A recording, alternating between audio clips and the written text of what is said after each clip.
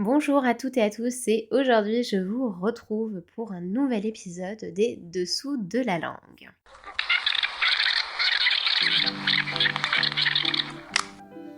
C'est un dictionnaire exotique et sympathique que nous allons découvrir maintenant.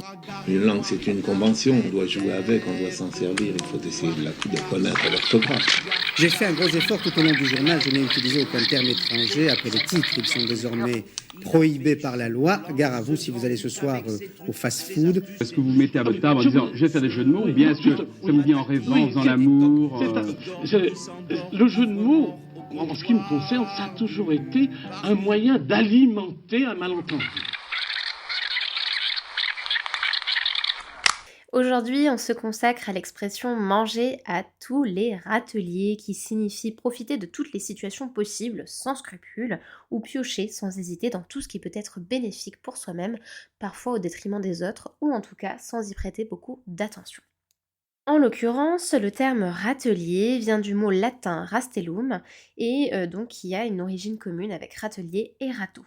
Bien sûr, le râteau, c'est cet instrument de jardinage muni à son extrémité de plusieurs petites tiges métalliques parallèles, qu'on appelle également les dents, tandis que le râtelier, lui, est un support mural dans lequel on dépose le fourrage qui va être destiné à nourrir les chevaux, les vaches ou encore les moutons, bref, tous les animaux qui mangent du foin ou de la paille, vous aurez compris.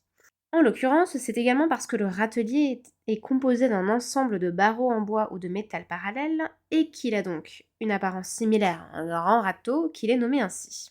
Et surtout, de manière très imagée, lorsqu'un animal est dans une étable et qu'il est debout à côté d'un collègue, parfois séparé entre les deux par une partie et par un râtelier et du fourrage, ils vont assez souvent ne pas trop hésiter à aller piocher sans vergogne le foin dans le râtelier du voisin.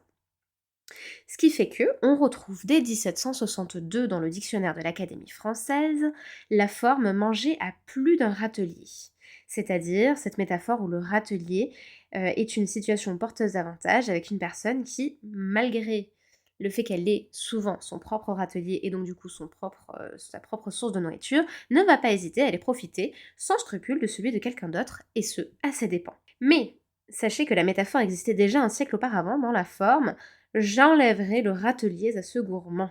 Et comme un profiteur ne va certainement pas s'arrêter à manger à plus d'un râtelier, comme en attestait la forme de 1762, eh bien l'expression a progressivement évolué pour inclure ensuite tous les râteliers, c'est-à-dire pour désigner l'ensemble des situations dont un profiteur va potentiellement vouloir profiter. Et c'est ainsi que dans Les Trois Mousquetaires, en 1849, Alexandre Dumas nous dit « Mon cher, soyez mousquetaire ou abbé, soyez l'un ou l'autre, mais pas l'un et l'autre, reprit Porthos. Tenez, Athos, vous l'a dit encore l'autre jour, vous mangez à tous les râteliers. » Et c'est ainsi que nous nous quittons sur un nouvel épisode des Dessous de la langue, et je vous dis à très bientôt. Pour une sonnerie, c'est une belle sonnerie.